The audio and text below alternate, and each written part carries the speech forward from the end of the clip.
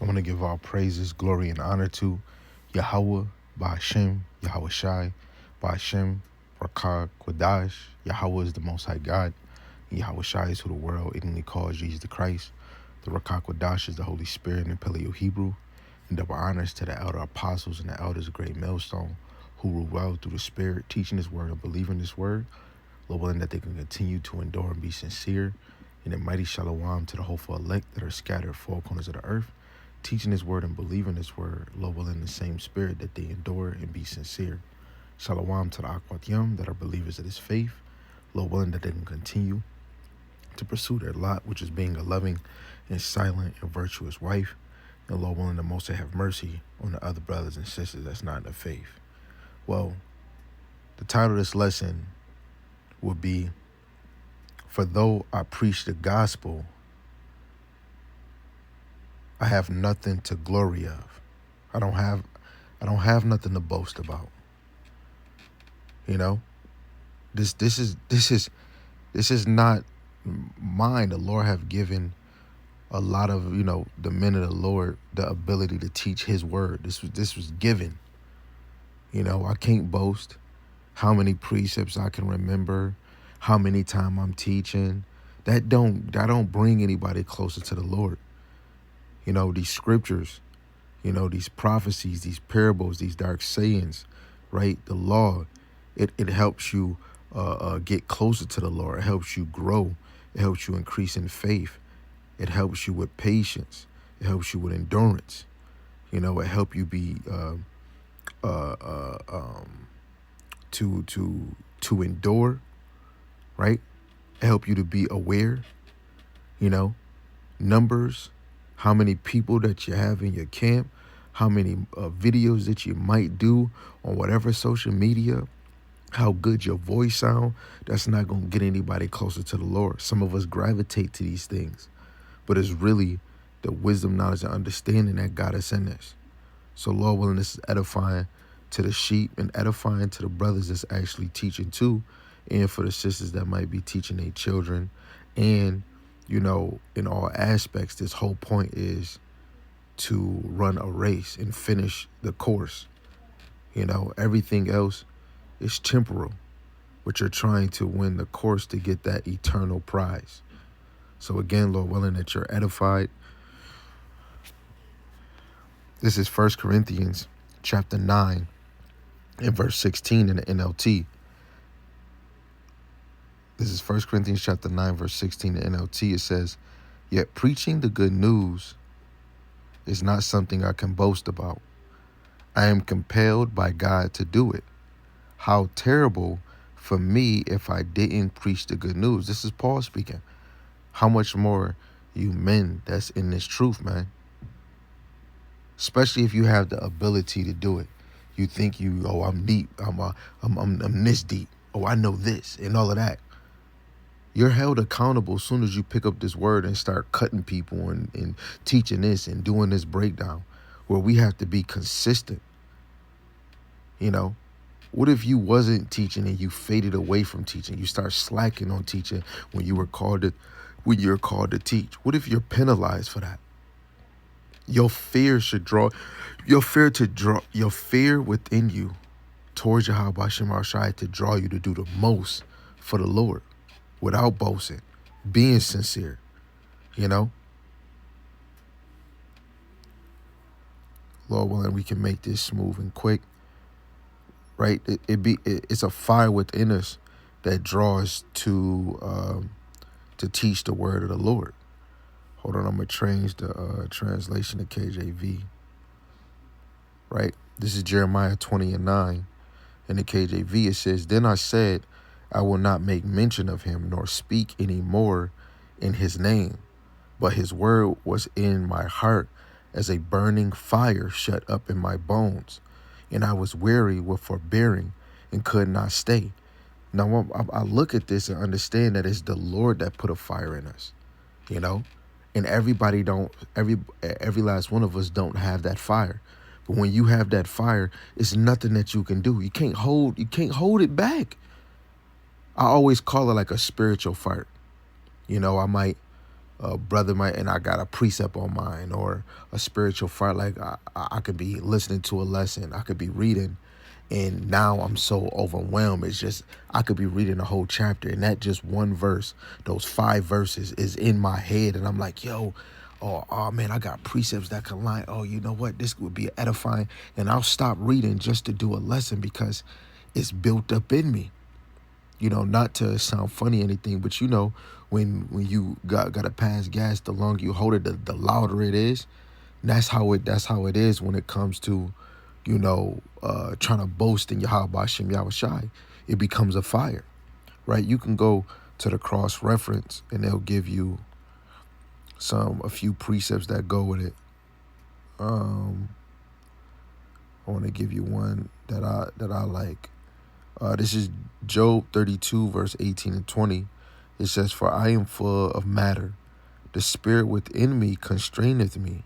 Behold, my belly is as wine, which have no vent. It is ready to burst like new bottles. I will speak, that I may be refreshed. I will open my lips and answer." This is what we made to do, man. Through the Spirit, a lot of us, whenever lesson you're doing, somebody is battling, somebody is praying for understanding, somebody wants to know more about Yahweh Shai, somebody want to know about this prophecy, somebody could be dealing with certain things in their life. A lot of us that's in this teaching, we have to come to a common ground with certain people. But through the Spirit, a lot of us is already doing that, especially if you're daily putting your hand on the plow and doing videos. Sometimes you're not face to face with people all the time, and somebody could be dealing with the left-hand side whispering to me. You might do a lesson on that and come to find out a brother or a sister is dealing with that and they come across that video, right? It could be somebody that's having a hard time in the law and it's something they couldn't get, and you might be bringing it out, like Deuteronomy 23 and 7. You start going into that and then understand that it's a clerical error. They might get relief from that. Or you might be face to face with somebody and they like, man, I want to know the basics. In some cases, they're not ready for the meat. You got to meet them in common ground and try to build them up so that it comes a time they're going to be hungry for the meat. You might have somebody that's weak in this thing. You have to give them things to battle, to overcome that weakness. But all of us, even if we dealing with certain things, we have to be willing to listen. If we want to grow in this thing and understand the prophecies, to have our mind prepared to be in the knowing, we have to be willing to hear the words of Yahweh Hashem Yahushai, right? Because you could boast about your job, you could boast about all this other stuff, but the main boasting should be about Yahweh Hashem Yahushai. And the most way we do that is in his name or his scriptures, because these is faithful and true. 2nd Ezra chapter 15 and verse 2, right? Or Psalms 39 and 3, "My heart was hot within me." My mind was hot within me. While I was amusing, the fire burned. Then spake I with my tongue. This is how it happens to the men of the Lord. When you going out, especially when you see the men on the highways and they going out and they prophesying to the wind, or they prophesying, in most cases, it's the spirit within us. A lot of us is already used to the schedule. Every Saturday we go out. Maybe you might go on a Friday. Sometimes I might go on a Friday. I might do a sit down in the house. And sometimes you could be watching videos or you've been doing lessons all week, that in that moment, you might just flow through the spirit because you had your mind in the engine going at high speed, right? And now you got something to talk about because of your week or what you've seen in the news. Oh, somebody just bombed this. You know what? Now I'm about to get into the third woe is coming. Or it can come that you was just reading a chapter and now that joint hit you. You like, you know what? I'm about to do this chapter breakdown. I'm about to cut it up. I'm about to put precepts upon it and give people to understand it. It's a fire within us,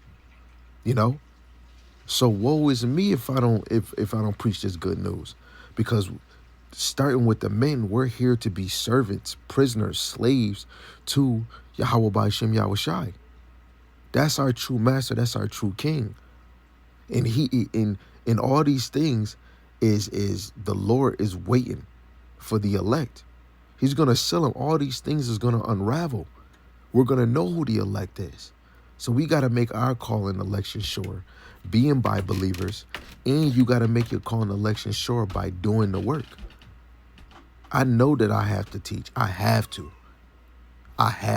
If I sometimes miss a day, or even if I'm sick, it bothers me. Sometimes I have moments where I do take a break, but I'm already still thinking, oh, I got to do a lesson tomorrow. You know what? I got to do 4, because I know that I can do more.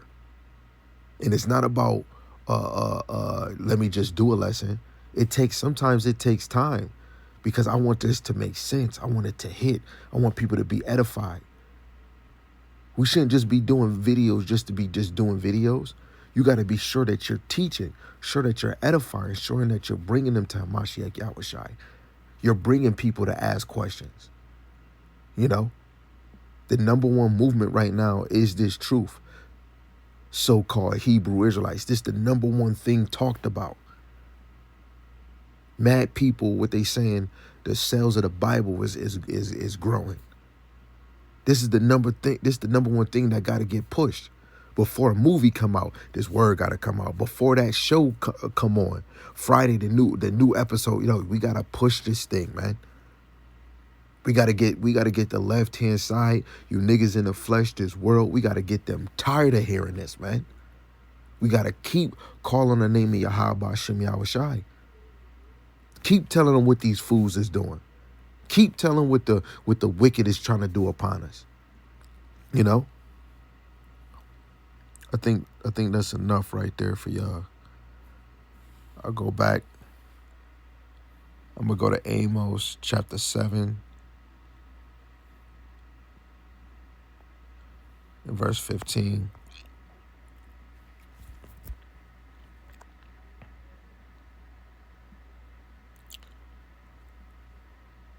The point is 16.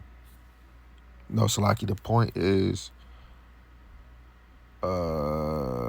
verse 15. But I'll start at 14. It says, Then answered Amos and said to Messiah, I am no prophet, neither was I a prophet's son, but I was an herdman and a gatherer of sycamore fruit. And the Lord Yahweh took me as I followed the flock. And the Lord Yahweh said unto me, Go, prophesy unto my people Israel. The Lord is calling through the Spirit. A lot of us was called.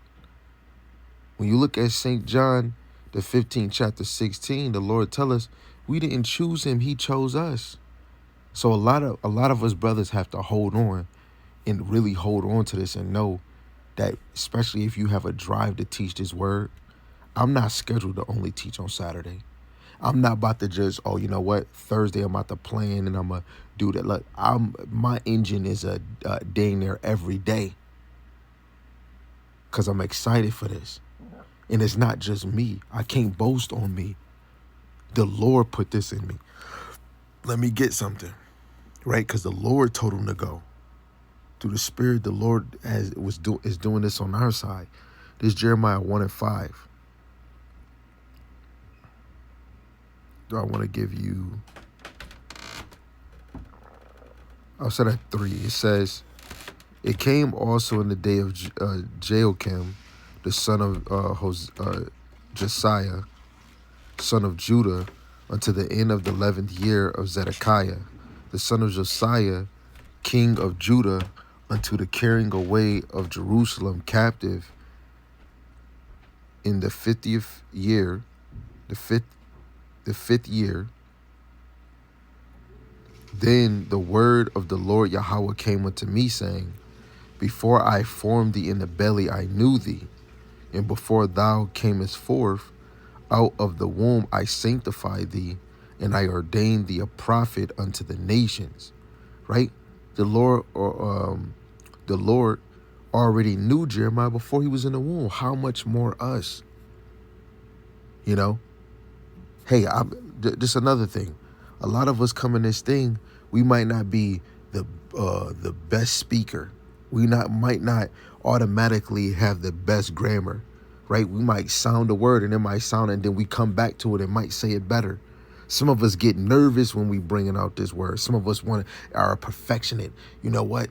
I was saying it all good for 10 minutes, but I messed up. I got to do it over. A lot of us doing the same video 4 times because the delivery didn't hit. Because we trying to be so serious. You know what I'm saying? But the Lord is really Yahweh Shem Al-Shai that make us eloquent. And what is the thing that is eloquent? The wisdom, knowledge, and understanding. It's not your height. It's not your skin complexion. Oh, that brother voice is deep.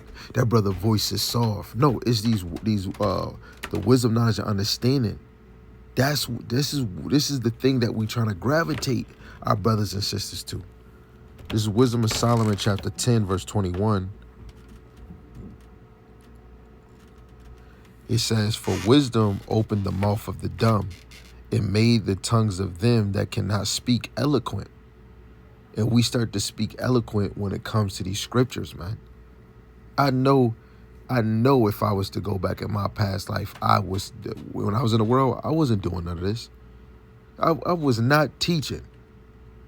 I did have a move of being a motivational speaker, but coming out these scripts, hell no.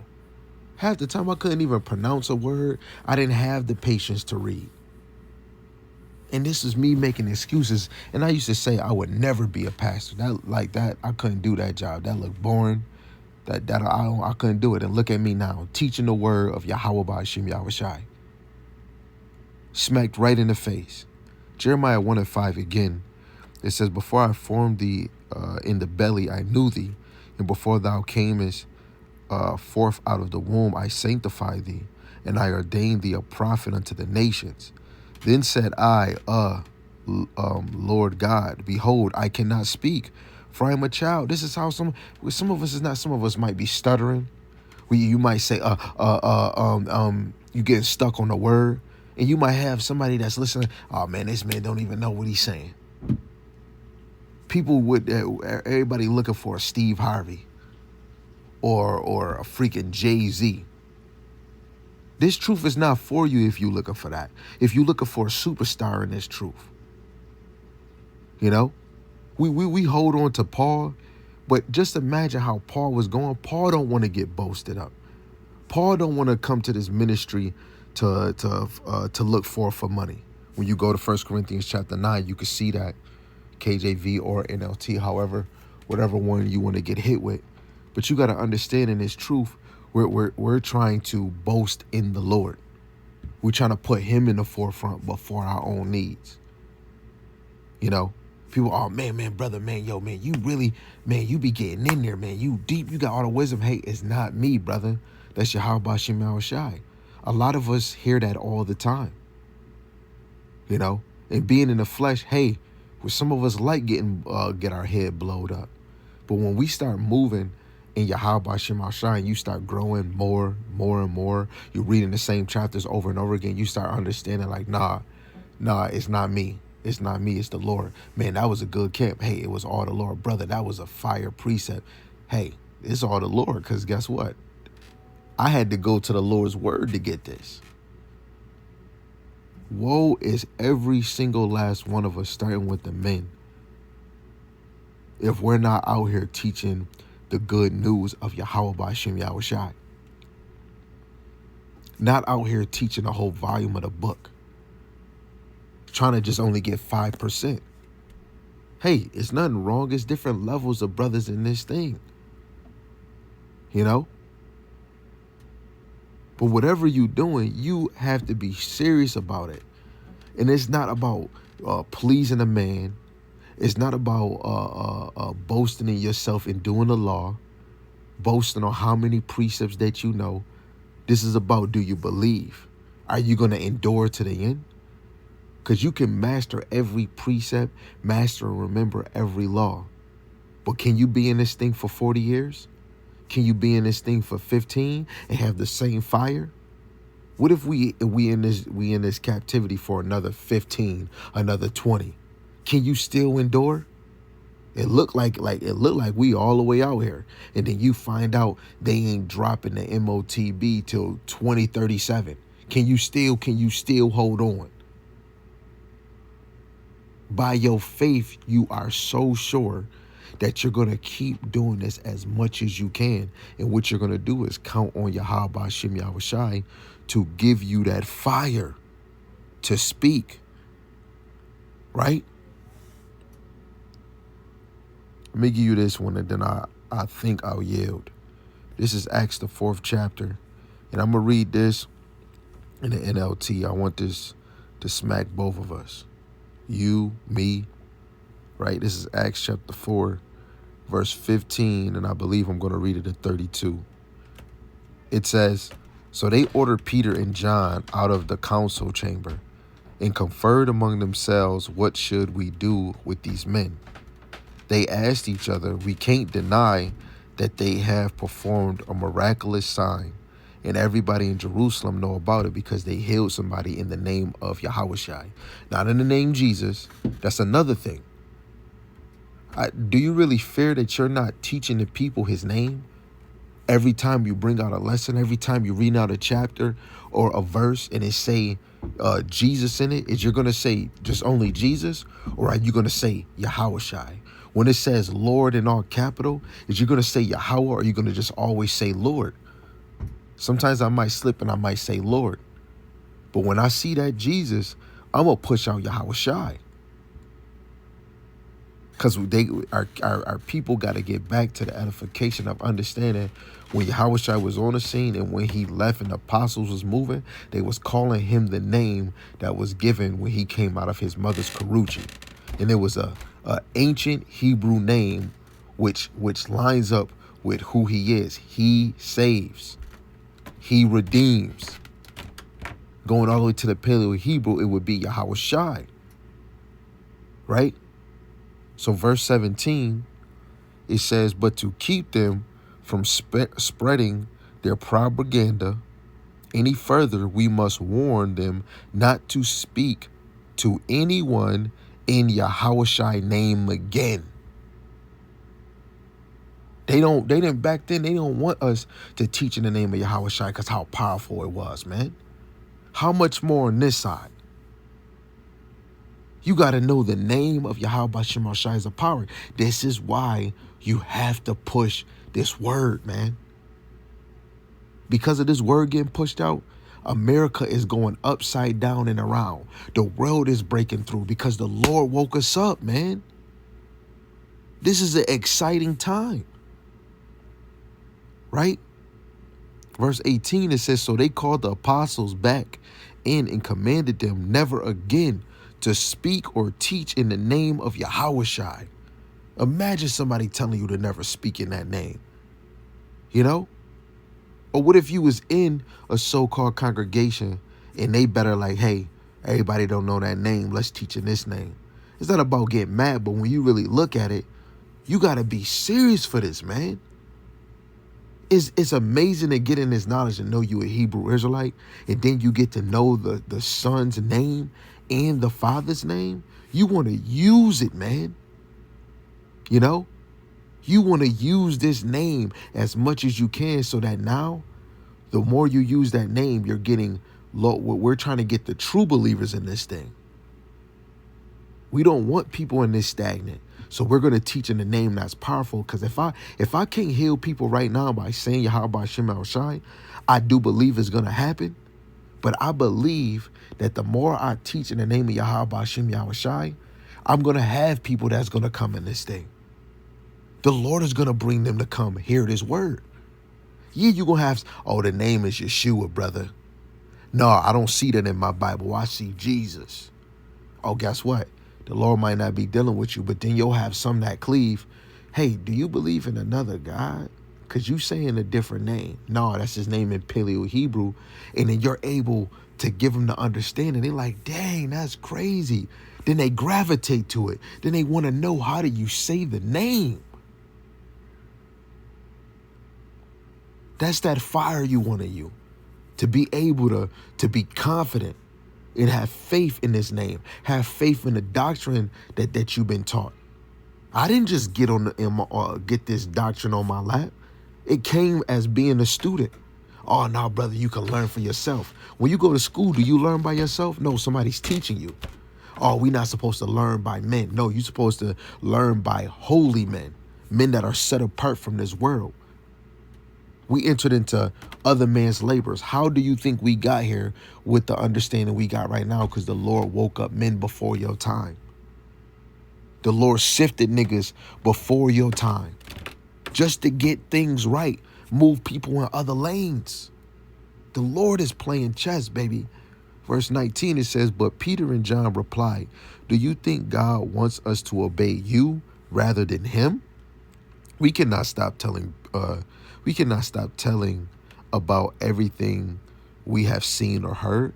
The council then threatened them further, but they finally let them go because they didn't know how to punish them without starting a riot. For everyone was praising God for this miraculous sign, the healing of a man who had been lame for more than 40 years. The title, The Believers Pray for Courage.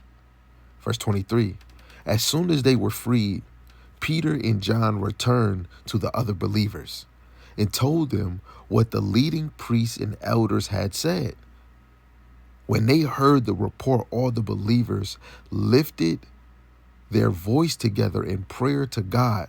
O sovereign Lord, creator of heaven and earth, the sea and everything in them, you spoke long ago by the Holy Spirit, the Ruach HaKodesh, through our ancestor David, your servant, saying, why were the nations so angry? Why did they waste their time with futile plans? The kings of the earth prepared for battle. The rulers gathered together against the Lord, Yahweh, and against his Hamashiach, which is anointed. In fact, this has happened here in this very city. For Herod Antipas, Pontius Pilate, the governor, the Gentiles, and the people of Israel were all united against Yahushua, your holy servant, whom you appointed. But everything they did was determined beforehand according to your will. Everything was appointed. So if all of this was appointed beforehand, it's the same thing with the elect. The elect are appointed to get this. The 2/3 are not appointed to get it. For some of us that know the name of the Lord, that's to give you confidence that the Lord have called you in this faith. Just because you know the name does not, yay, I'm good. No, you have to endure to the end. Every day, oh man, this lesson, oh, I need to hear this lesson again, or I need to hear this lesson. You adding it to your arsenal. You're trying to believe every lesson. You want to hear the precepts. You want to hear it get brought out. And while you're hearing it, you want to believe what's being brought out. That's what believers do. They believe more. Doesn't matter if you, Proverbs 6:6, study the ant, thou sluggard, and somebody's bringing out, oh, the ant is always working. Then they might show a video, they might show pictures, they might show proof what an ant do, and then put out lessons on how you need to move in this thing. It might give you comfort, like, you know what? I gotta be moving in this truth. Because if an ant is continually to work, the Lord created me as a man or as a woman, as a human and as an Israelite to work for him. So you seeing it and getting that lesson shows you believe. Then you apply it even more, shows you believe. Blessed is he that heareth, that reads Revelation 1:3, and hear the prophecies and do them. To be a believer, you're going to be a doer. To be a believer, you're going to be a doer. To make action, you're going to be a doer. To believe, you're going to be a doer. To make action, you're going to be a doer. To have faith, you have to be a doer. Right? Verse 29. And now, O Lord, hear their threats and give us, your servants, great boldness in preaching your word. This is what, when we started with 1 Corinthians 9:16 NLT, we have to teach this word, right? Because terrible, woe is me if I didn't preach the good news.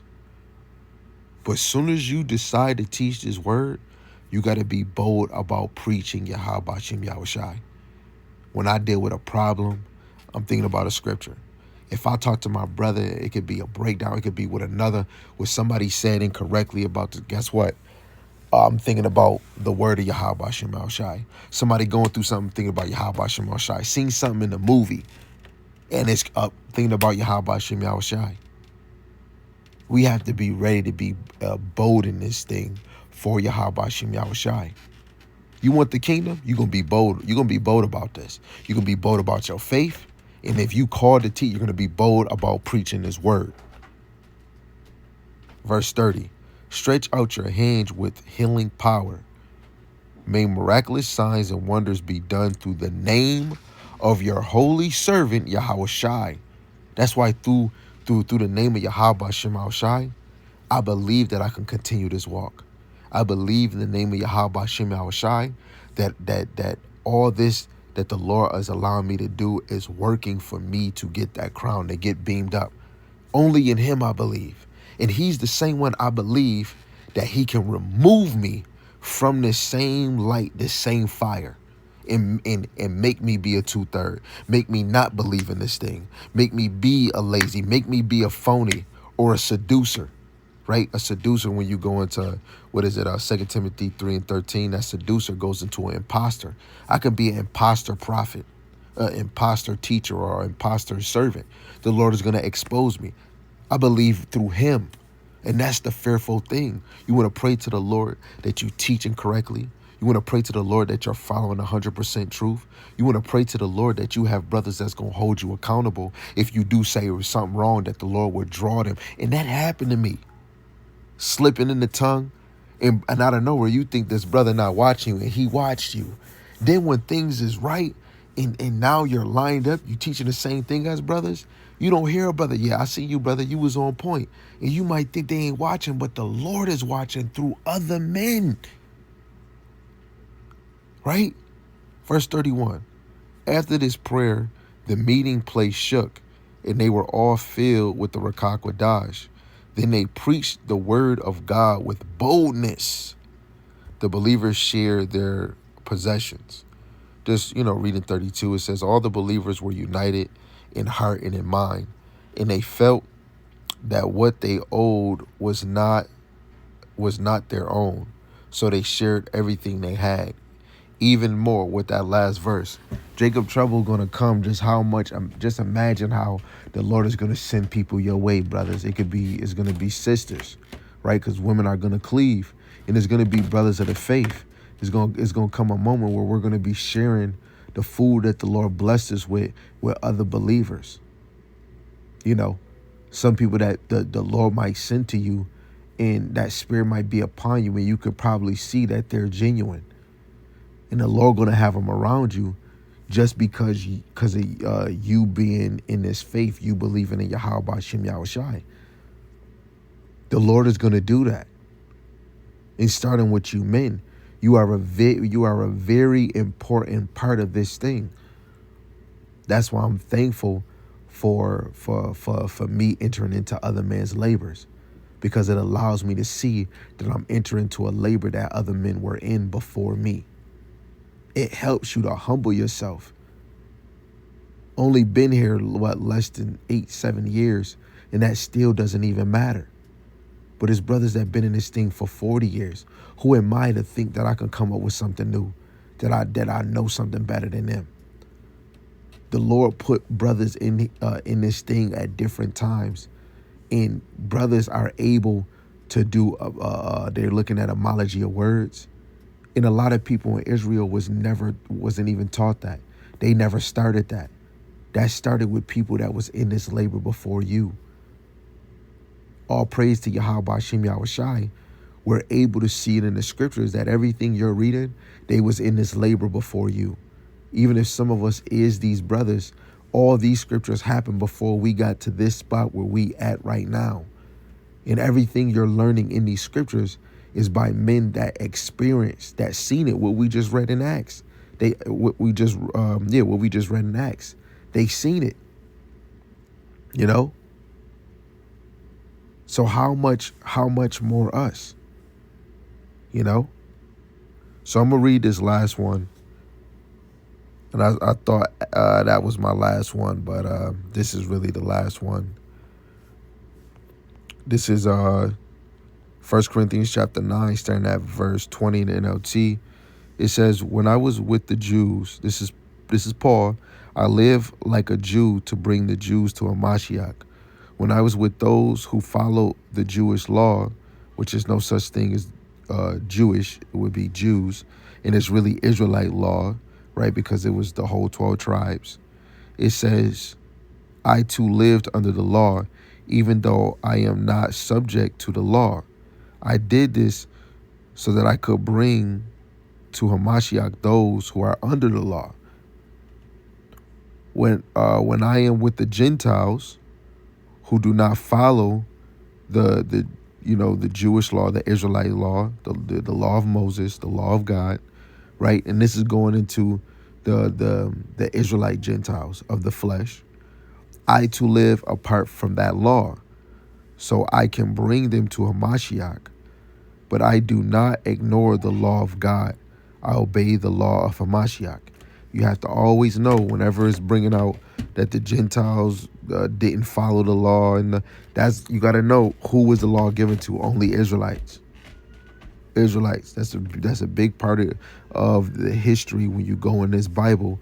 Before you start to add any other nations, if any other nations can do the law, first who was the law given to? So this is who this is inquired to, not the other nations if they wasn't given to it. If they wasn't given the law back then, in the time of Yahushua and after Yahushua, it did not change that the law was given to them. Let alone when we talk about a new covenant and the old covenant, they wasn't even a part of the old covenant. Just had to say that. Verse 22, it says, when I am with those who are weak, I share their weakness. For I want to bring the weak to a Mashiach. Yes, I try to find common ground with everyone, doing everything I can to save some. He wasn't trying to use his own words to save people. He wasn't trying to use his own word to bring people to Hamashiach. Even if you weak, you in this level, you on that, you're a beginner. Every person, when you're dealing with somebody, you go to Yahweh B'Shem Yahushai. That's the only way somebody can bring you to Yahweh B'Shem Yahushai. You cannot just talk to people and just use your own words. You have to use the wisdom, knowledge, and understanding that Yahweh B'Shem Yahushai have given us freely. You know, sometimes you have to come to common ground with men and women, and you have to meet them on their playing field to deliver the message. You know, our opinions don't hold any weight. You can't give nobody comfort, and you can't have them grow in certain understanding when you just use your own damn words. This is where he said that I try to find common ground with everyone, and you try to find their strengths, where they weak at, where they good at, and then that's what you try to attack the most when it comes to teaching. Some people are stronger in the law. Some people might be weak when it comes to prophecies. Oh man, the judgment and the destruction, I can't handle that right now. Can we go here? And if they're confident, they're going to tell you that they can't deal with something. And the Lord is going to move you, because if you already been studying to prove yourself, you're going to know how to deal with what they need help with. You know, that's what a doctor does. You in a certain pain, okay, and then they try to prescribe you to a certain medicine that's going to benefit you, you know, especially they see if you're allergic. But hey, if it's a minor little pain, they might give you ibuprofen. If it's a pain that you can't bear, they might give you something that might numb the pain. You know, that's talking about medicine. But what do we do if somebody's sick and weak? They need a physician. So it's going to the word. Just had to make that clear for the brothers and sisters. Verse 23, it says, I do everything to spread the good news and share in its blessings. Don't you realize that in a race, everyone runs, but only one person gets the prize? So run to win, you know, and you're winning for yourself.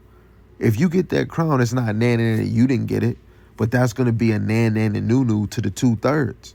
To somebody that's walking in this faith, you're not trying to outbeat that person. But somebody that's not giving a damn, that's lazy in this thing, that's not even doing nothing, that's the one that the Lord put not to pursue that crown, but you did.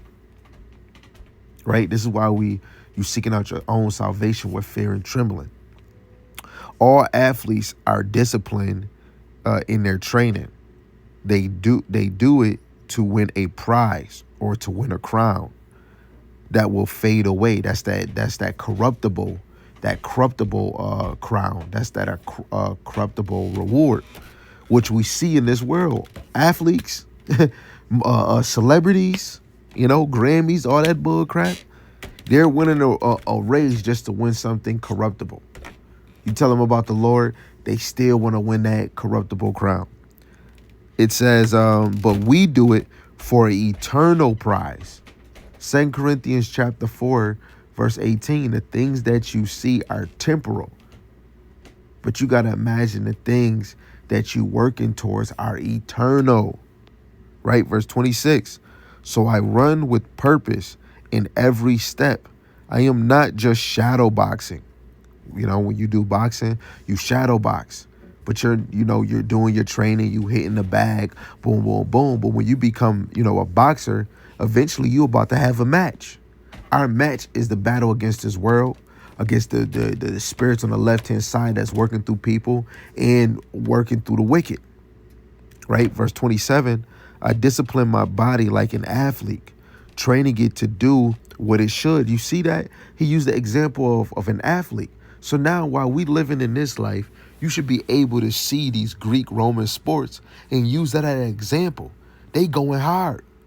It's women that's in the, oh man, I don't look good enough, but I should do this. They get their body in order, right? In order to go play that sport.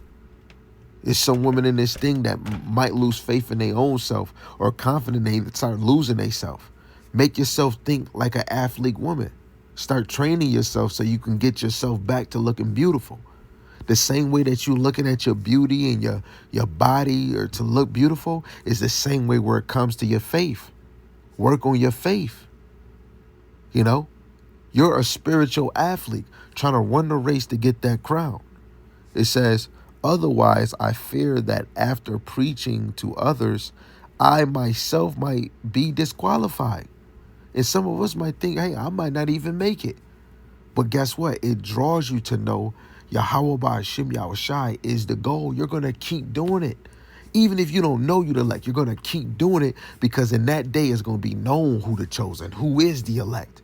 So you're going to keep working to know. So, I don't know. I don't want to keep doing it. I want to be in the knowing. And I know we in the world. I know we in the flesh. It'd be like somebody, I got a surprise for you. Don't tell me that. What's the surprise? Because you already said I got a surprise. And this is what it is. The Lord got a reward for the righteous. I want to know that I'm one of those ones. And I know I can't just say, Yahweh Ba'Shem. Can you tell me I'm one of the elect? I know I got to keep running this race and then eventually I'm going to know. I'm going to keep doing it. We got to keep doing this, man. And Lord willing, Yahweh Ba'Shem shall keep me in this because he's orchestrating this in the heavens. So Lord willing, this is edifying to the hopeful elect, whoever you may be. I want to give all praises again to Yahweh, Ba'Shem Yahushai, Ba'Shem Rakak Wadash. And with that, Shalom.